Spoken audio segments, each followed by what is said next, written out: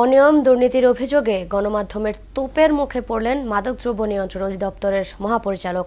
মাদক নিয়ন্ত্রণের সমসাময়িক কার্যক্রম নিয়ে আয়োজিত সংবাদ সম্মেলনে নিজের ও প্রতিষ্ঠানের বিরুদ্ধে ওঠা অভিযোগ অস্বীকার করেন তিনি।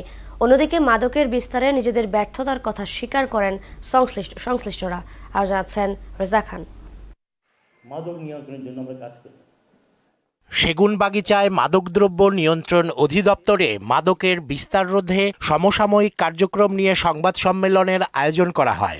মেইন দুইটি টার্গেট, তবে এটি ছাপিয়ে ভোলা ও নোয়াখালী জেলার সাবেক ডিসি, ময়মনসিংহের বিভাগীয় কমিশনার, জাতীয় জাদুঘরের মহাপরিচালক, জাতীয় গৃহায়ণ কর্তৃপক্ষের চেয়ারম্যান ও মাদকদ্রব্য নিয়ন্ত্রণ অধিদপ্তরের মহাপরিচালক হিসেবে মোস্তাফিজুর রহমানের নানা অনিয়ম দুর্নীতির প্রসঙ্গ সামনে চলে আসে। তবে নিজের ও প্রতিষ্ঠানের বিরুদ্ধে ওঠা অভিযোগ অস্বীকার করেন তিনি। আমি ভোলাই ছিলাম, নোয়াখালী ছিলাম, ময়মনসিংহের কমিশনার ছিলাম, জানেন আপনি কমিটি দেখেন, আমি জেলা ছিলাম। আমি মায়ামার থেকে বিদেশে আসার সময় শোনেন চ্যালেঞ্জ দিয়ে আসছি, যদি কেউ আমি দুর্নীতি করতে বলতে পারে 50,000 টাকা পুরস্কার দেবো। সংস্থার কেউ দুর্নীতির সঙ্গে জড়িত থাকলে আইনি ব্যবস্থা নেওয়ার কথাও জানান তিনি। যারা আমার লোক হোক, যে হোক না কেন, আমরা তার বিরুদ্ধে কঠোর অবস্থা গ্রহণ করব।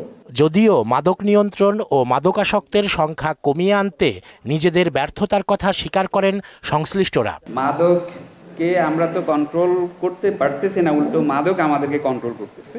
আমাদের আর্থসামাজিক অবস্থাটাই এমন হয়ে গেছে। সারা দেশে 177টি প্রতিষ্ঠানের অনুকূলে 237টি মদের বার আছে বলে সংবাদ সম্মেলনে জানানো হয়।